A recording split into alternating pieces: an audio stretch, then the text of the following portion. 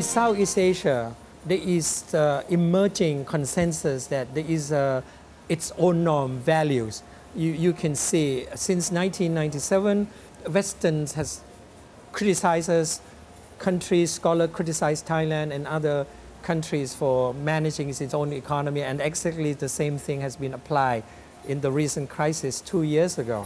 So could you provide some argument whether this Southeast Asian norms is workable norms or not, or should it contain this, some elements of Western's perspective and ways of doing things? Well, when you say Southeast Asian norm, we have to be very careful in defining it.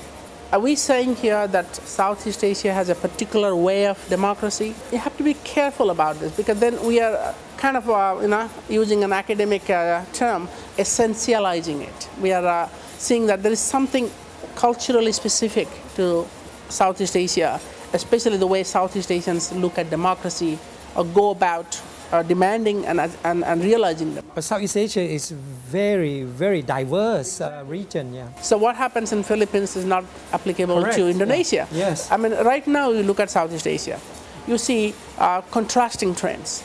There was a time when people, including me, I should be the first one to confess, we thought Thailand is beyond cool. Democracy is consolidated. We said that in the 1990s. We were so inspired by what was happening in Thailand. But, many of us proven wrong and very disappointed, very frustrated by that. But nobody had thought before 97 that Indonesia will become a democracy. But look at Indonesia. Novelist Suharto is gone. The initial period of confusion and instability in Indonesia gradually gave way to what is now one of the most successful democracies in Asia or in the world, not just Southeast Asia. I mean, it can be better. And there are some issues. But still, Indonesia defied all these expectations of kind of disintegration and achieved a level of stability as a democracy. So we see contrasting trends in Southeast Asia. Disappointment in Thailand, optimism and hope in the case of Indonesia. Can we say there's a Southeast Asian model? Well, let's say this way. Southeast Asia is still a long way from becoming a fully democratic region. I mean, we have all kinds of governments here.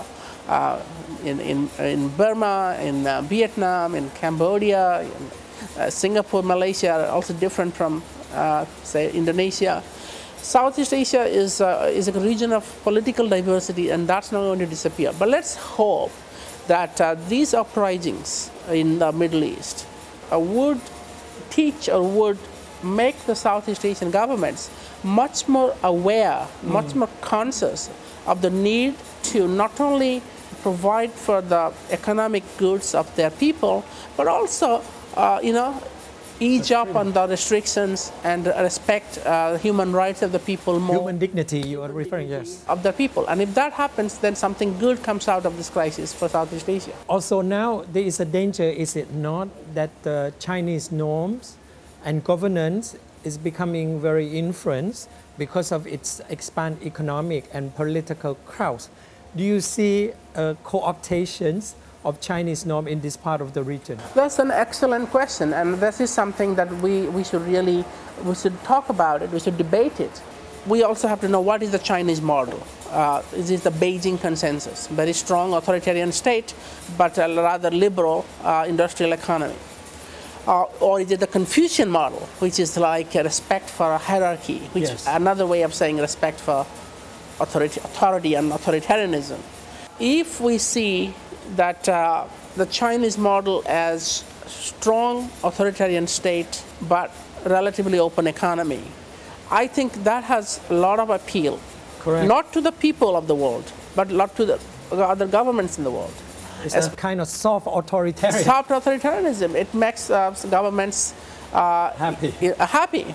But the issue is, the critical factor is that China is a successful authoritarianism when it comes to economic achievement.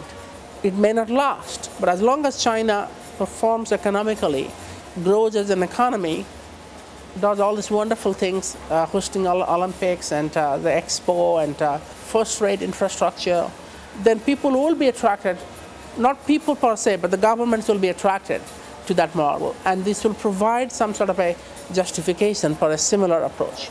But my view, and this is my sort of personal view, is that the Chinese model is not sustainable in the long term. I mean, it's been since 79, yes. 20 years, but why? Or what was the major reason? If its economic prosperity continue, everything can be sustained, don't you think? Yeah, but the economic prosperity will not continue without political change. What happens is the Chinese political elite, which is kind of a narrow, it's the Communist Party, top leadership, yes. Yeah, will soon find that the economy becomes so large, so complex, so multifaceted, so global, that it cannot manage it through a narrow, small coterie of leaders. It has to broaden the base of decision making. So you have to co-opt people from all other sectors, from the middle class and the like. That itself will put pressure on the authoritarian system. At the same time, as you know, all economies go through cycles of boom and decline. Now, the last crisis was good for China in the sense that it didn't last very long. But another economic crisis, if it lasts 3 years instead of 1 year, that will put a lot of stress on this Chinese model. Because if it lasts 2-3 years, then and China becomes a mature economy. That's the other thing, in that China has been a growing economy.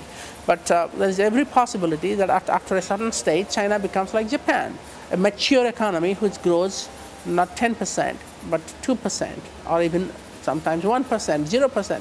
Can you think of China able to sustain that kind of political system? I mean, Japan could do that because Japan is like, it can change its government. I mean, and Japan has been doing that for God's sake. Yes. Every year they have a new government. Competing with Thailand. Yeah. When that comes, and China becomes a truly mature economy, when economic growth cannot be 10%, for structural reasons, not because it's the fault of the Chinese government, but it's because that's the logic of the capitalist system.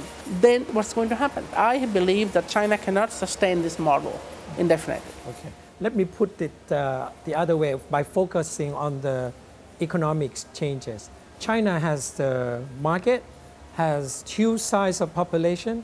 For example, China is planning to produce iPad at $50. And there will be 500 million using Chinese-made iPad. And they said that we will use Chinese protocol. I would like to ask you, Chinese protocol can dominate the world, don't you think? Yeah, it's not unlikely. If China does produce a good, cheap product, yes. Which is universally applicable and acceptable, yes. But I don't see that as a bad thing. Because I think we need some sort of, and it will be like a cultural diversity in the information age. I don't think Chinese are going to be able to do so easily, is to dominate the world's information infrastructure or media, because that doesn't depend on technology alone. That depends on ideas, that depends on content, and that's where the Chinese system, for a variety of reasons. One of them is the language barrier. I mean, China is learning English in a major way, but they're still very much, the first language is Chinese, and it's not an easy language for other countries to learn. And also creativity. Political system ultimately, will stifle creativity if you don't open up the political system. By the way, a lot of intellectual ferment, some of the best ideas, including cultural ideas, drama, novel, prose, they come out of contestation from periods of turmoil, political struggle. And if China wants to maintain all the time sort of stability, control, suppressing dissent, it's not going to generate kind of ideas that will find universal sort of clientele. Again, I am hoping that as China develops its technology and its economy, it also becomes much more of a plural society. And then that makes China a very attractive model for the rest of the world. Just imagine if China becomes a democracy. What a wonderful example it will set for the world. So you are saying that if China open up its political system coupling with economic growth and whatever the ever-expanding Chinese brand, it will make China a model essentially for the world, not only for Asia. I think the Chinese government may not admit it, but Democracy brings a certain amount of prestige, appeal. I mean, you can say we are the fastest growing economy in the world. You can say we have the best technology. But that's different from saying we are a democracy. It's nice to be recognized as a democracy, as a free country. You look at Taiwan, look at South Korea. One of the reasons why South Koreans demanded democracy, back in the 90s and all, they got fed up in being called a dictatorship. Because they said, well, they have achieved so much economically, why do they have to be saddled with the label of dictatorship? So let's say the Chinese people are no different. Are you suggesting that the Asian people have a thin face? That's what we like to say here, Just very receptive to criticism. You mean leaders, for example, you said that dictators in other part of the world stay a long time without economic performance. In this part of the world, you have dictators, but they keep changing leaders. I think one of the differences between what's happening in Middle East and in Asia is that in Asia, the persona of the leader does change. I mean, we had Suharto, we had Mahathir, but they're gone. And the contemporary leaders, even in China, they change the persona of the leader quite regularly. Party, yeah. And that's better than having the same Gaddafi, same Mubarak, same Ben Ali for a long time. So Asia is, in that sense, a bit different. Another thing is, by the way, that in Asia, actually, we have already have a lot of change. I mean, in the Middle East, there have been so little change from authoritarian rule, but in Asia, the majority of Asian countries today, at least are electoral democracies. They're not full-fledged liberal democracies like the West, but the majority of Asian countries have already embraced democracy in one way or the other. So it's only a handful of countries that are left, including, of course, the most powerful case will be But China. some of them are dysfunctional. Yes, democracies have not performed all that well, but that still, I would say that in some cases where they have, like India, like Indonesia, even Philippines for a period of time under Fidel Ramos, they do set a good example that at least there is no negative correlation between democracy and economic performance, that they can go hand in hand. 5 or 10 years ago, people used to say democracy is not good for development.